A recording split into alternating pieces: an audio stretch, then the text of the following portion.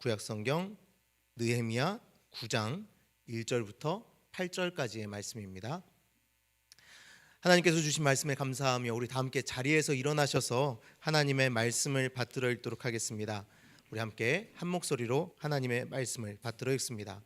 그달 20나흘 날에 이스라엘 자손이 다 모여 금식하며 굵은 베옷을 입고 티끌을 무릅쓰며 모든 이방 사람들과 절교하고 서서 자기의 죄와 조상들의 허물을 자복하고 이날에 낮 4분의 1은 그 제자리에 서서 그들의 하나님 여호와의 율법책을 낭독하고 낮 4분의 1은 죄를 자복하며 그들의 하나님 여호와께 경배하는데 레위 사람 예수야와 바니와 감미엘과 스바냐와 분니와 세레바와 바니와 그나니는 단에 올라서서 큰 소리로 그들의 하나님 여호와께 부르짖고 또 레위 사람 예수아와 감미엘과 바니와 하삼느야와 세레바와 호디야와 스바냐와 부다히야는 이르기를 너희 무리는 마땅히 일어나 영원부터 영원까지 계신 너희 하나님 여호와를 송축할지어다.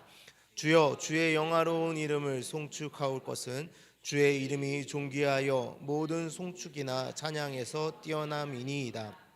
오직 주는 여호와시라. 하늘과 하늘들의 하늘과 1월 성실과 땅과 땅 위의 만물과 바다와 그 가운데 모든 것을 지으시고 다 보존하시오니 모든 천군이 주께 경배하나이다. 주는 하나님 여호와시라. 옛적에 아브라함을 택하시고 갈대아 우르에서 인도하여 내시고 아브라함이라는 이름을 주시고 그의 마음이 주 앞에서 충성됨을 보시고 그와 더불어 언약을 세우사 가나안 족속과 헷 족속과 아모리 족속과 브리스 족속과 여부수 족속과 기르가스 족속의 땅을 그의 씨에게 주리라 하시더니 그 말씀대로 이루셨사오매 주는 의로우심이로소이다. 아멘. 이는 하나님의 말씀입니다. 감사합니다. 아멘. 자리에 앉으시겠습니다.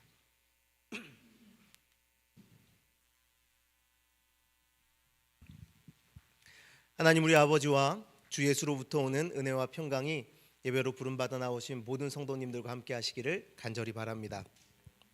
성벽 재건을 마무리 지은 이스라엘의 귀한 공동체는 수문 앞 광장에 모여서 하나님의 말씀을 들었습니다. 우리가 지난 8장에서 본 내용이었죠. 그들이 그곳에 모여서 말씀을 들을 때 어떤 일이 일어났는지를 우리는 잘 알고 있습니다. 바로 눈물을 흘리며 회개하기 시작한 것입니다. 그런 모습을 본 느헤미야와 에스라는 그들을 향하여 눈물만 흘리고 있지 말고 울고만 있지 말고 여호와로 인하여 기뻐하며 하나님의 능력으로 가서 말씀으로 살 것을 명령했습니다. 그러자 여호수아 이후 약속한 땅에서 나라를 이루어 살아가던 때도 제대로 지키지 못했던 절기 초막절을 이들이 크게 지켰노라고, 그로 인하여 그들이 기쁨을 누렸노라고 말씀은 기록했습니다. 느헤미야 8장 17절 말씀에 사로잡혔다가 돌아온 회중이 다 초막을 짓고 그 안에서 거하니 눈의 아들 여호수아 때로부터 그날까지 이스라엘 자손이 이같이 행한 일이 없었으므로 이에 크게 기뻐하며, 하나님의 말씀이었지만 그들이 잘 살 때도 지키지 못했고 나라가 온전한 모습을 갖췄을 때도 지키지 못했고 심지어 다윗 때도 솔로몬 때도 온전하게 말씀을 따라 지키지 못했던 이 초막 절기를 아무것도 가진 것 없는 포로에서 막 돌아온 이 귀한 공동체가 성대하게 지켜냈다라는 겁니다. 하나님의 말씀을 따라서 말입니다. 그랬더니 어떻게 됐습니까? 하나님의 말씀을 따랐더니 그들 가운데에 기쁨이 있었노라 라고 되어 있습니다. 그런데 오늘 우리가 읽은 9장의 말씀을 보면 이들이 초막절이 끝나고 나서도 다시 그 수문 앞 광장으로 모여들고 있음을 볼 수 있습니다. 그뿐만이 아니라 이번에는 금식을 하고 굵은 베옷을 입고 티끌을 뒤집어 쓰며 회개하는 모습을 보여줍니다. 그들이 회개한 내용은 이방 사람들과 절교하고 자기의 죄와 조상들의 허물에 대해서 회개하기 시작한 것입니다. 여러분, 먼저 이들이 왜 모였는지를 우리는 생각해 봐야 합니다. 왜 모였을까요? 이들이 왜 절기가 끝났음에도 불구하고 다시 수문 앞 광장으로 모여들어 이렇게 베옷을 입고 머리에 티끌을 뒤집어 쓰고 자신들의 삶의 모습을 회개하기 시작한 것일까요? 이제 절기가 끝나고 자신들의 삶의 자리로 돌아가려고 했던 그때 하나님의 말씀이 그들 안에 들어오니 삶의 자리로 돌아갈 수가 없었던 것입니다. 왜요? 빛이 비추니 이 어둠이 너무나 두렵고 너무나 크게 보였던 것입니다. 하나님 앞에서 이 어둠을 가지고 살 수 없는 것을 이제 깨달았는데 다시 내 삶의 자리로 돌아간다면 그 이전으로 돌아갈 수도 있다라는 생각이 그들에겐 들었을 것입니다. 그러니 지금 말씀의 빛이 나를 비추는 이때에 하나님 앞에 말씀을 따라 내 모습을 온전히 고백하며 바꿔야겠다라고 결단하게 된 것이죠. 끝나지 않은 죄가 있구나. 우리가 절기를 지켰다고 하지만 지금까지 그 누구도 온전하게 지키지 못했던 절기를 지켰다고 하지만 예배를 드렸다고 했지만 아직 내 안에 말씀에 비추어 보니 해결되지 않은 죄악이 있구나. 그들이 깨달았기에 그들은 다시 모여들기 시작한 것입니다. 회개하기 위해서 말입니다. 여호와로 인하여 기뻐하는 자들은 그 말씀이 능력이 되어 이렇게 삶의 변화를 일으키는 줄 믿습니다. 하나님의 은혜가 넘치는 자리엔 그래서 항상 회개가 따라옵니다. 하나님의 그 은혜가, 하나님의 사랑이 넘치는 자리에는 항상 이렇게 변화가 찾아오는 것입니다. 말씀의 빛 속에서 자신의 모습을 본 사람들은 이렇듯 견딜 수 없어 하나님 앞으로 나가는 것입니다.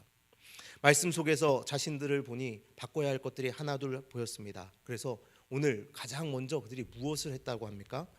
바로 이방 사람들과 절교하고 자기의 죄와 조상들의 허물을 자복했다고 합니다.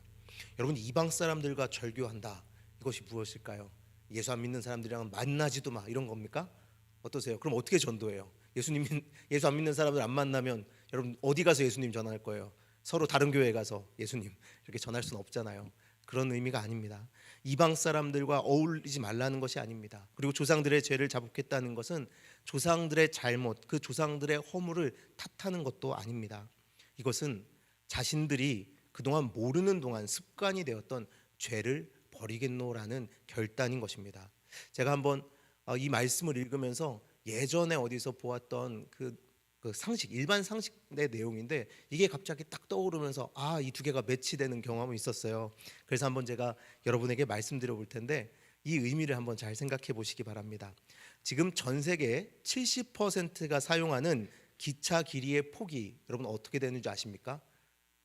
뭐 말도 안 되는 걸 물어보고 있죠. 기차 폭을 제가 어떻게 알아요? 기찻길의 폭이 그 표준궤라고 부르는 전 세계 70%가 사용하는 그 기찻길의 폭은 1435mm입니다. 1435mm 기억하지 않으셔도 되는 겁니다. 그런데 이게 왜 1435mm로 결정된 줄 아세요? 대충 상상하실 수 있는 것 없으세요? 이게 마차 넓이랑 동일한 거예요. 마차 넓이. 어떤 마차냐면 그 철 궤도에 수레를 끌던 광업용 철도 마차가 있었다고 합니다. 이 광업용 철도 마차가 있었는데 그 증기 기관이 개발되면서 말만 빼버리고 그냥 그 마차길 위에다가, 그 철길 위에다가 그냥 증기 기관을 달아서 기차로 사용하기 시작한 거예요. 그러니까 이게 표준이 된 겁니다. 그래서 이 1435mm 마차의 넓이가 지금 여전히 우리가 타고 있는 그 기찻길의 넓이가 된 것입니다. 과거가 오늘을 결정지었죠. 그런데 사실 이 1435mm라는 그 영국에서 이 기차를 만들 당시의 마차의 넓이는, 그 마차의 넓이가 결정된 거는 그것보다 더 과거로 돌아가야 됩니다. 언제로 돌아가는 줄 아세요? 마차의 넓이가 언제 결정됐을 것 같으세요?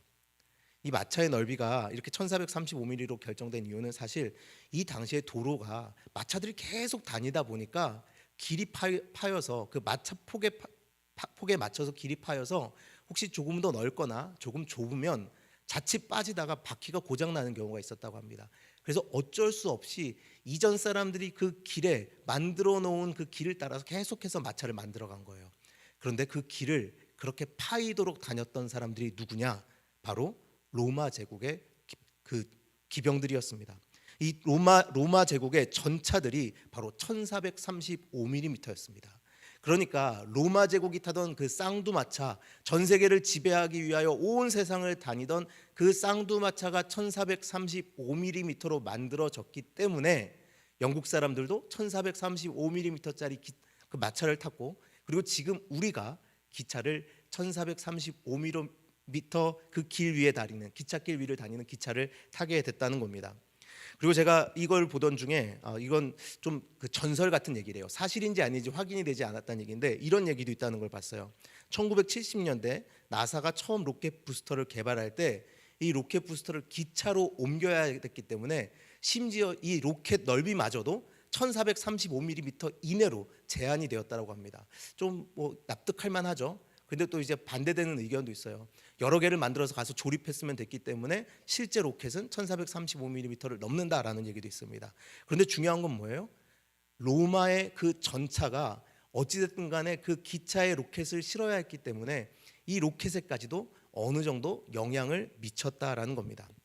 경제사학자 폴 데이비드라는 사람은 이 어떤 경로에 의존하기 시작하면 그것이 비효율적이라는 사실이 판명된 후에도 그 길을 벗어나기 힘들다면서 이런 것을 경로 의존성이라고 불렀다고 합니다. 아니 무슨 설교 중에 일반 상식을 이렇게 오랫동안 얘기해요 라고 생각이 드셨죠? 근데 잘 생각해 보세요. 여러분 이들이 뭘 끊어냈다고 그랬습니까? 이스라엘 백성들이 조상들의 모습에 대해서 회개했다고 했습니다. 그리고 이방 사람들과의 관계를 끊어냈다고 했어요.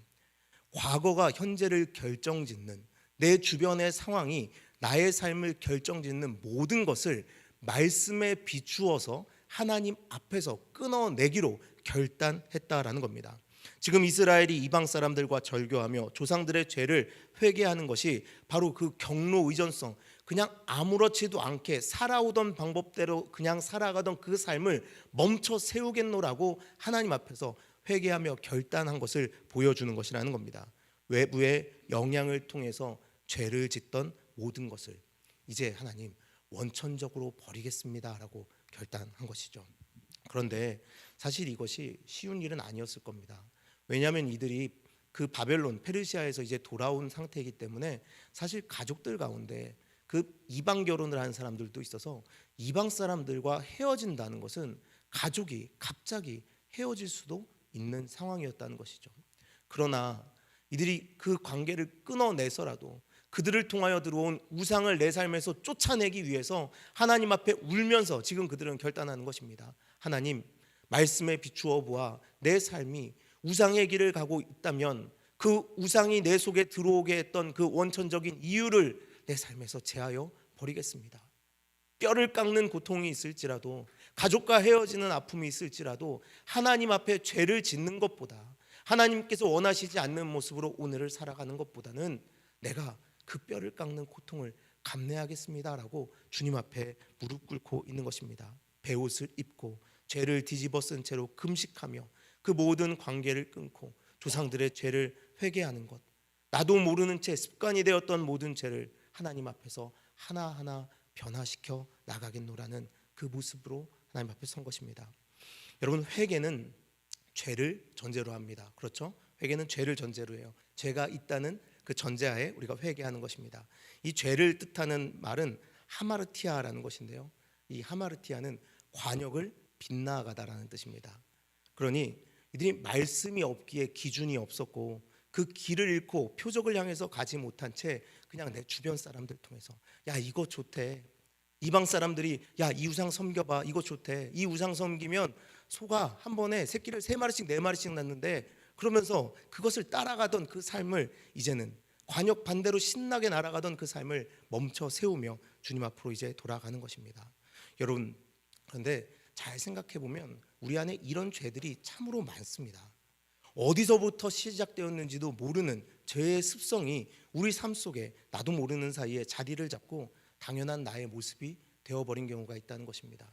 특히 특정한 상황 속에서 나오는 죄들도 있습니다. 평소에는 잘 몰라요. 괜찮은 것 같아요. 그런데 우리가 그런 표현을 쓰죠. 영린이라고. 뭐 요즘 젊은 사람들은 그런 표현을 쓴대요. 발작 버튼이라는 표현 혹시 들어보셨어요? 발작 버튼. 이 버튼 누르면 발작하는 거예요. 그러니까 누가 나를 무시했어. 그럼 그거에 또 특화된 사람들이 있어요. 그렇죠? 아니 왜 나를 저런 눈으로 쳐다봐?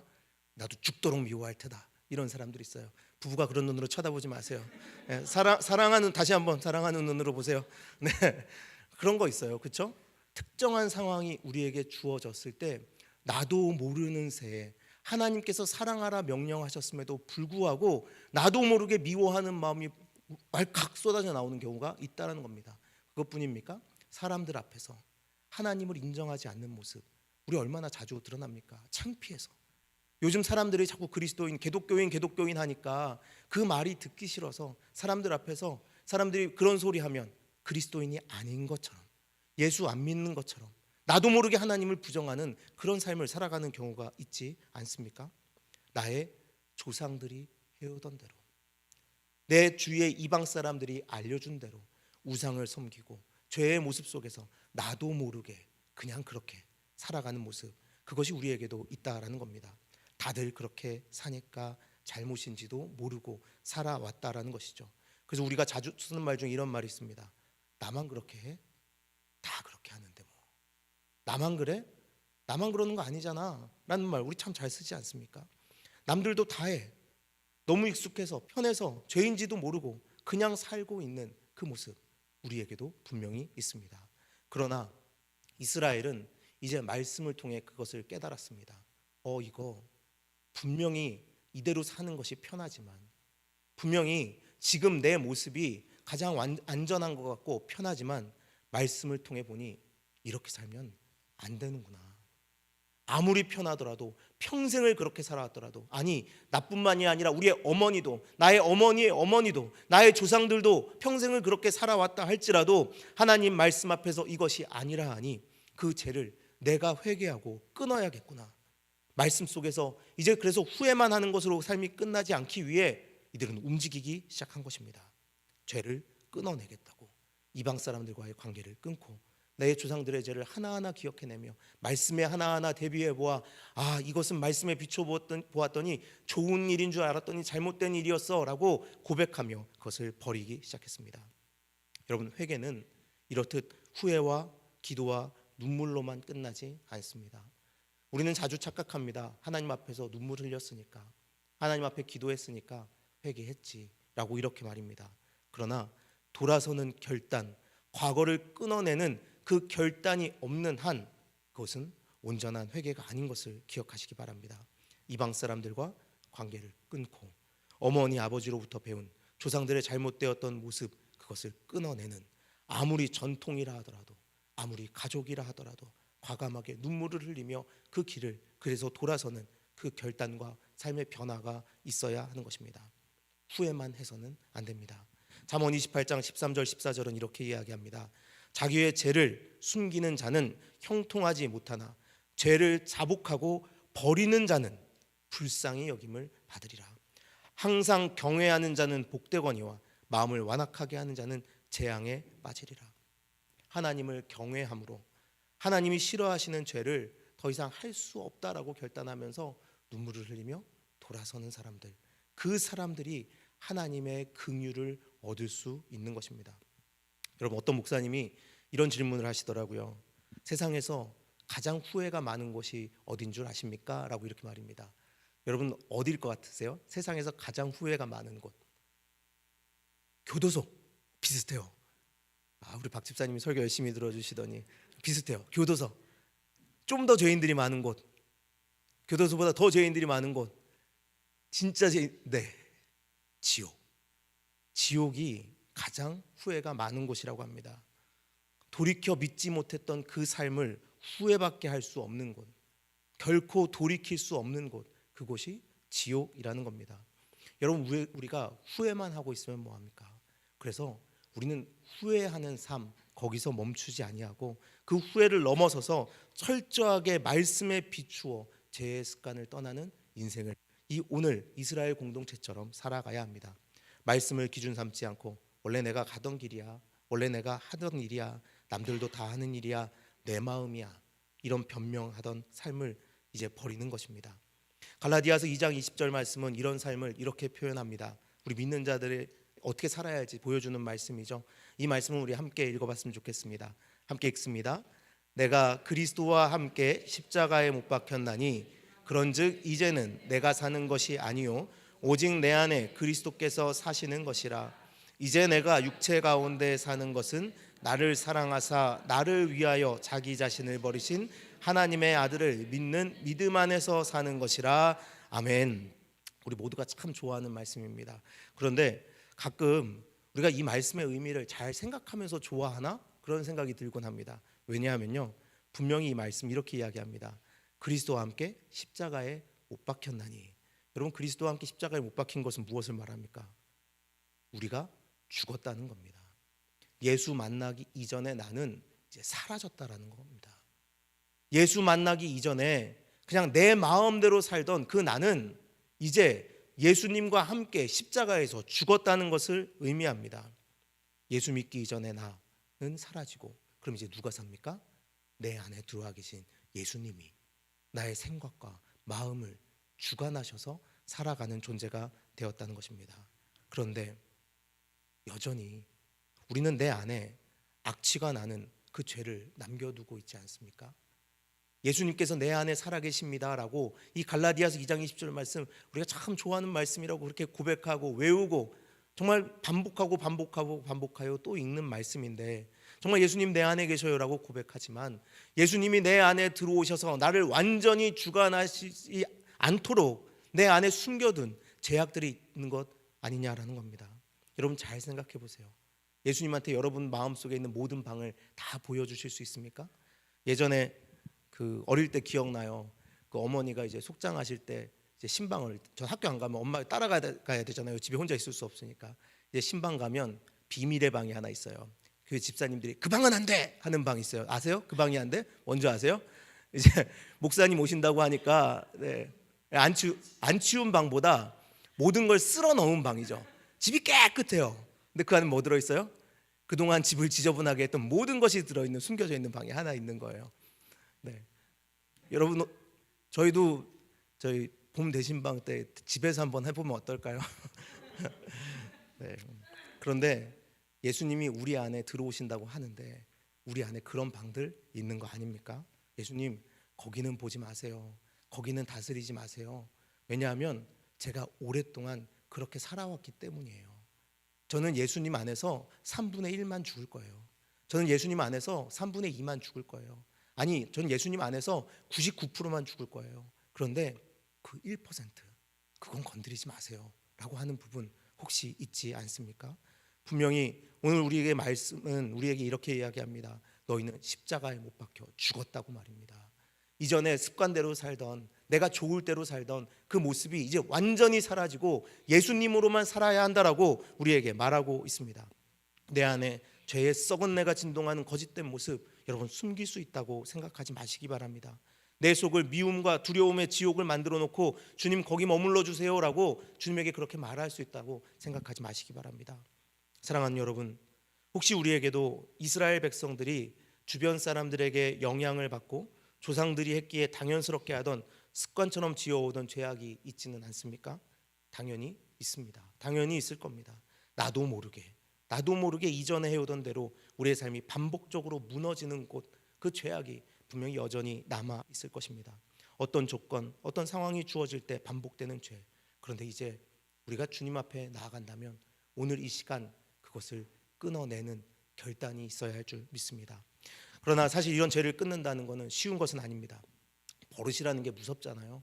버릇이라는 게 얼마나 무서운지, 아무리 우리가 손가락을 다쳤다 하더라도 아파서 아파 힘들어 하다가 나도 모르게 뭔가를 잡을 때 그 아픈 손가락이 확 나가기도 하잖아요. 물건이 떨어질 때 그 아픈 손으로 받기도 하잖아요. 뜨거운 게 떨어지는데 받겠다고 손을 내밀었다가 손을 디는 경우도 있지 않습니까? 버릇이 그렇게 무서운 거예요.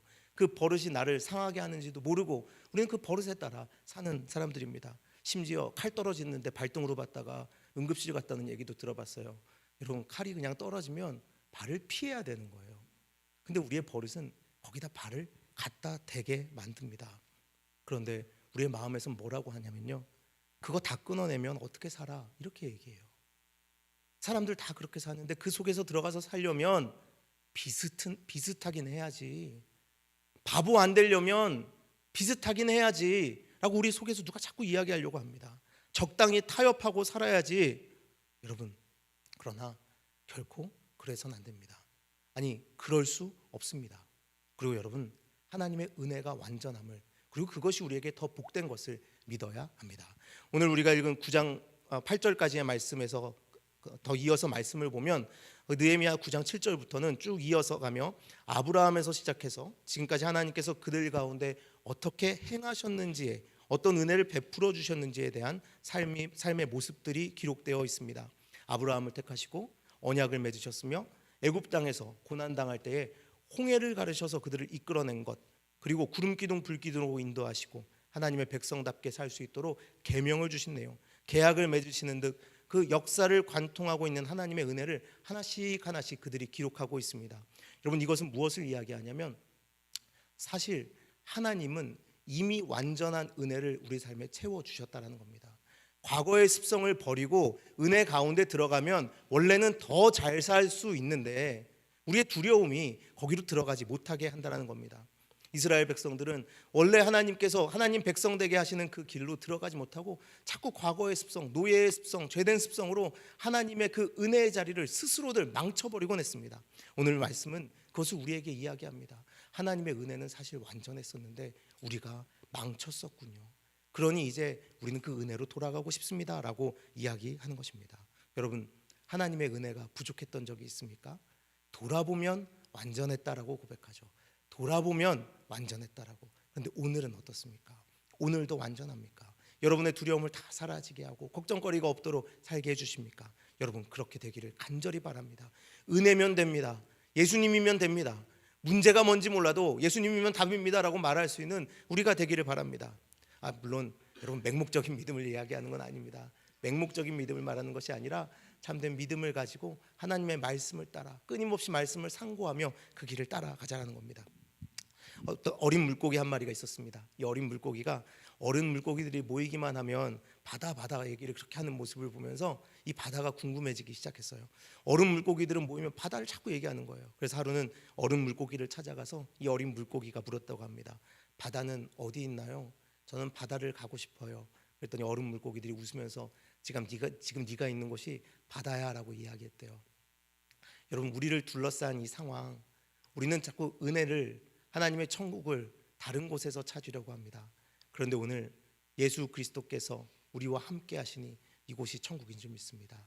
그리고 그곳에서는 하나님의 은혜가 완전하기에 우리가 이전에 죄 가운데에서 아둥바둥 살아갔던 그 모습이 더 이상 필요하지 않습니다. 하나님의 은혜 안에 살면서 은혜를 몰랐던 때 이제 그 모습을 여러분 버리시길 바랍니다. 우리가 겪는 삶의 공고함과 괴로움이 분명히 우리를 욕심에 빠지게 하지만 그 욕심의 결과는 죄라는 것을, 그 죄의 결과는 또한 사망이라는 것을 기억하면서 하나님 은혜 안에서 다른 것들 구하지 않고 오직 하나님 여호와로 인하여 기뻐하며 주의 능력으로 살겠습니다라고 말하는 우리가 되길 바랍니다. 하지만 사탄은 계속해서 속일 겁니다. 부족하다고, 은혜로 부족하다고. 지금도 우리를 속일 겁니다. 무슨 소리야, 은혜로 사는 사람이 어딨어라고 우리를 속일 겁니다. 하지만 여러분, 참소하는 자 사탄은 거짓을 말하는 자일 뿐입니다. 하나님의 아들 예수 그리스도께서는 십자가에서 완전한 사랑을 증명하셨고 그분과 걸어가는 모든 걸음걸음은 이제 천국의 길이 될 줄 믿습니다. 그 사랑 안에서 하나님 나라를 이제 우리는 살게 되었습니다. 하지만 여전히 완전하지 않은 길 우리는 걷고 있지 않습니까? 아직도 과거의 죄의 모습이 우리에겐 남아 있습니다. 그럴 때 여러분, 말씀으로 돌아가십시오. 아니, 여호와 하나님 앞으로 돌아가십시오. 내가 불완전해서 여전히 죄가 더 나를 이끌고 가려고 할 때, 죄된 모습이 나를 이끌고 가려고 할 때, 과거의 습성이 관성으로 그냥 가던 길 가자고 말할 때 아니라고, 나는 등을 돌려 여호와 앞에 다시 무릎 꿇어 멈춰 서겠노라고, 여호와 앞에서 멈춰서 무릎 꿇고 말씀을 묵상하고 그 말씀이 안 된다고 한다면 그것이 될 때까지 기도하며 회개하는 우리의 삶을 살아가는 우리가 되기를 바랍니다. 여러분, 사실 복음은 죄인들이 원하는 것을 주지 않습니다. 복음에 죄인들이 원하는 것이 어디 있겠습니까? 복음은 죄인들이 원하는 것을 주지 않습니다. 그래서 복음은 우리를 불편하게 합니다. 여러분, 그 불편함을 누리십시오. 복음이 우리를 찌르고 들어오는 그것을 누리십시오. 그리고 오히려 감사하십시오. 살던 대로 끌려가는 인생, 그것은 참으로 두려운 일입니다. 저희 아들이 며칠 전에 자기 전에 저한테 그래요. 아빠, 우리 자다가 블랙홀에 끌려 들어가면 어떡해? 그래서 제가 나 신학을 전공해서 내가 천체는 잘 모르는데, 그래서 그냥 뭐 하나님 나라 가는 거지, 다 같이 가는 거다, 제가 그냥 그러고 말았어요. 그런데 여러분, 아들이 그 블랙홀에 끌려당겨서 그 안에 들어가면 어떻게 될지 되게 두려워하는 모습을 보면서 그 생각이 들었습니다. 우리가 죄에 대해서 이렇게 두려워하나? 죄가 나를 끊임없이 그렇게 끌어당기고 있는 그것에 대해서 정말 우리가 두려워하나 이런 생각이 들었습니다. 정말 자기 전에 기도하지 않고 하나님 앞에 그냥 살던 대로 또 내일 눈 뜨고 그냥 살던 대로 사는 거지 라는 마음으로 혹시 우리 잠을 자는 거 아닌가 라는 그런 마음이 들었습니다. 그래서 아들이랑 잠깐 기도했어요. 아주 잠깐. 하나님, 이런 두려움이 우리한테 없게 해주세요. 근데 정말 우리가 두려워할 것은 블랙홀이 아니죠. 우리를 끊임없이 끌어당기는 죄입니다. 그러니 여호와께로 여러분의 얼굴을 돌리시길 바랍니다. 그 이전의 습관들 더 이상 바라보지 말고, 물론 또 넘어지고 바라볼 때가 있을 겁니다. 그러나 지금은 여호와께로 우리의 얼굴을 돌리기를 바랍니다. 여러분, 하나님의 말씀을 온몸으로 살아보신 적 있으십니까? 이제 우리 하나님의 말씀을 온몸으로 살아봅시다. 하나님이 우리를 아신다고 하셨고 세상이 줄 수 없는 가장 큰 기쁨을 주신다고, 하나님 나라를 살게 해주셨다고 믿는다면 과거의 죄의 습성을 이제 버리고 말씀으로 우리의 삶을, 오늘을 결정하는 인생을 살아봅시다. 억지로라도 여러분 해봐야 됩니다. 억지로 어떻게 해요? 아니요, 억지로라도 해봐야 됩니다. 여러분, 말도 안 되는 이야기지만 예전에 사막 교부 중에 입으로 짓는 죄악이 너무 많은 어떤 교부가 그 죄를 짓지 않기 위해 입에 자갈을 물고 있었다고 합니다. 죄를 짓지 않기 위해서요. 우리 지금 보면 바보 같죠. 야, 그게 다 자기 의지, 손가락질 할 수 있죠. 예, 맞습니다. 그럴 수 있습니다. 그렇게 바보 같은 짓을 왜 하고, 그게 다 자기 의라고 충분히 말할 수 있습니다. 그러나 여러분, 적어도 그런 노력 우리에게도 있어야 하지 않습니까? 말씀으로 살아보기 위해서 자갈을 입에 묻는 행동은 아니더라도 눈이라도 한번 질끈 감아보는 노력이 있어야 되지 않겠습니까? 정말 입이라도 손으로 막아보는 그런 노력이 한 번쯤은 있어야 되지 않겠습니까? 예수 그리스도의 증인이 되기 위해서 정말 사람들에게 그 선한 모습을 보여주기 위하여 애쓰는 그 노력이 조금이라도 있어야 되지 않겠습니까? 죄에 찌들었던 우리가 단번에 물론 그렇게 될 수는 없을 것입니다. 그러나 성령께서 우리에게 임재하실 때, 초대교회의 그 교인들이 성령이 임하실 때 세계 각지로 퍼지면서 그 일을 했던 것을 여러분 기억하십시오. 우리도 성령의 도움을 구하며 그 길을 가게 될 줄 믿습니다. 사랑하는 우리 능교회 성도 여러분, 이제 우리가 주님의 말씀 앞에서 회개해야 할 때입니다. 회개할 게 없는데요, 그건 아직 우리가 말씀을 올바로 읽지 않은 것입니다. 저는 다 괜찮은 것 같은데요, 그렇다면 여러분, 아직 하나님의 말씀을 온전히 대하지 못한 것입니다. 주님 다시 오실 때까지 내가 정말 흠도 없고 책망받을 것도 없이 믿음의 선한 싸움을 싸우고 있는가 매일 말씀에 비추어 물어보시길 바랍니다. 그리고 눈물을 흘리더라도 그 길을 가는 모두가 되기를 바랍니다. 그리고 그 길을 갈 때 여호와 하나님을 경외함으로, 하나님을 싫어하시니까, 하나님이 이거 싫어하시니까 나 안 할래, 하나님으로 인하여 기뻐하며 경외하며 그 길을 가는 우리가 되기를 바랍니다. 이제 그런 결단하는 우리에게 하나님이 능력을 주셔서 과감하게 그 과거의 모든 습성들, 그 죄악들을 끊어내는 능력으로 살아가는 우리 모두를 이루어 주실 줄 믿습니다.